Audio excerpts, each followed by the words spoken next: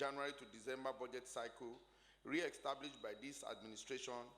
Since the inception of the Ninth Senate in 2019, the Senate has considered and approved 4 medium-term expenditure framework and fiscal strategy paper, which set the fundamentals for the implementation of 3 appropriation acts and a supplementary appropriation act that was passed in 2021 to date. In the life of this administration, the 2023-25 medium-term expenditure framework will be the last to be considered at a time that events at the global scene and locally are putting massive financial pressure on the Nigerian economy from most indices. In spite of this, we have, as a nation, made some progress in our public finance with the passage of 3 Finance Acts 2019, 2020, and 2021. These laws, which reform outdated sections of over 20 existing acts, as well as bringing them up to date, is having positive effect on our people and businesses. There is no doubt that the laws are yielding results for government revenues and providing succor for the low-income earners and small and medium-scale sector of the economy, among other fiscal and regulatory benefits. Furthermore, in spite of the unprecedented negative economic impact of the COVID-19 pandemic, the target of returning our budget cycle to January to December was achieved and is being sustained. Budget implementation has improved tremendously, and the nation was able to pull through a recession at some point. Let me place it on record that at this point that the Senate Committee on Finance started an investigative hearing on the 9th March 2021 on the remittances of the revenue-generating agencies of government to the Consolidated Revenue Fund, as well as payment of the 1% stamp duty on all contracts executed in all MDAs.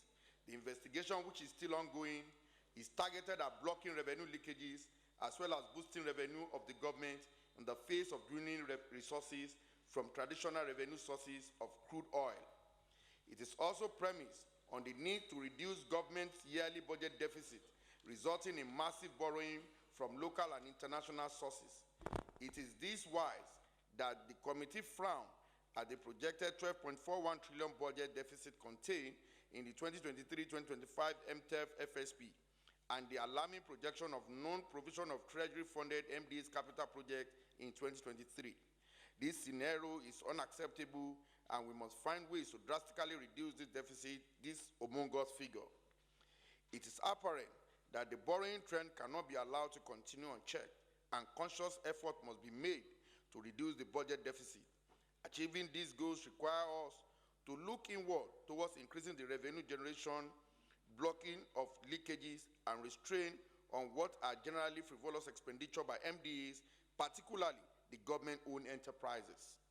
Our preliminary findings and directives to some of these agencies had led to payment of millions of naira into the CRF in accordance with the Fiscal Responsibility Act 2007 as amended and the 1999 Constitution.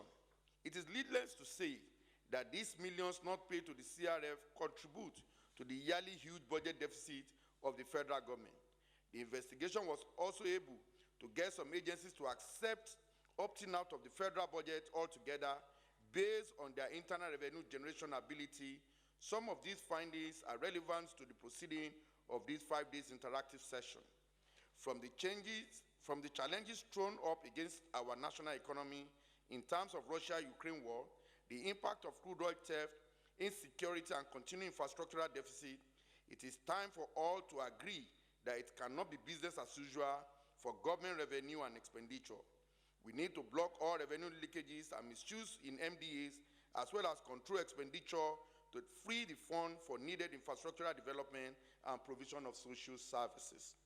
On behalf of my colleagues and committee, I welcome you all to this important meeting and look forward to a robust and interactive session. Thank you, and God bless you.